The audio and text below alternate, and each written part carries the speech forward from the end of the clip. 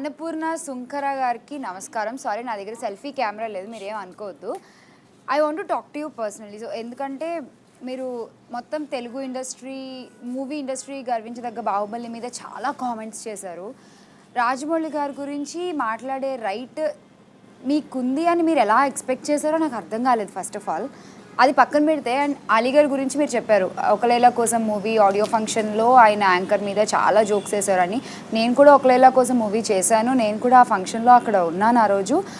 ఆ అమ్మాయి జస్ట్ ఆమె డ్రెస్ మీద ఆయన కామెంట్ చేశారు, అది కూడా సరదాగా తీసుకున్న ఆ అమ్మాయి బాగానే ఉంది, విన్న ఆడియన్స్ బాగానే ఉన్నారు. అక్కడ ఫంక్షన్లో ఉన్న నేను, చైతు, పూజ అందరూ ఉన్న మేము ఎంజాయ్ చేశాము. ఎక్కడో అమెరికాలో ఉన్న మీకు అది మీ మనసుకి ఎలా తగిలిందో నాకు అర్థం కావట్లేదు. సో ఎవరికి పట్టని విషయాలు మీకే పడుతున్నాయి అంటే మీరు అంత ఖాళీగా ఉన్నారా, లేకపోతే ఏంటి అసలు? మీరు ఏ వేలో ఆలోచిస్తున్నారు?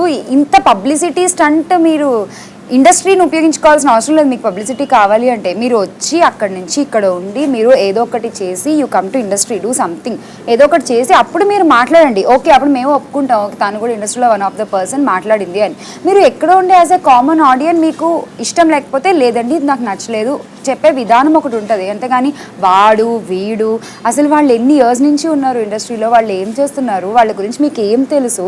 ఫర్ ఎగ్జాంపుల్ అలీగర్ని తీసుకోండి, ఈజ్ అ చైల్డ్ ఆర్టిస్ట్. అసలు ఆయన కెరీర్ స్టార్ట్ చేసినప్పుడు నువ్వు పుట్టి కూడా ఉండరు మీరు. అలాంటిది మీరు ఇవాళ ఆయన అనే స్టేజ్కి మీరు వెళ్ళిపోయారని మీరు ఎలా అనుకుంటున్నారో నాకు అర్థం కావట్లేదు. బికాస్ నేను ఇవాళ రియాక్ట్ అవుతున్నాను బికాజ్ నేను ఆ రోజు పర్సనలీ ఆ ఆడియో ఫంక్షన్లో ఉన్నాను. అండ్ నేను అలీగారిని బయట చూస్తాను, హిల్ బి చాలా రెస్పెక్ట్ ఇచ్చి మాట్లాడతారు. మీరు ఎలా ఉంటే ఆయన రియాక్షన్ అలా ఉంటుంది, అంతే తప్ప ఆయన్ని అనవసరంగా పాయింట్అవుట్ చేసి మాట్లాడడం అనేది నాకు నచ్చలేదు. I'm very sorry.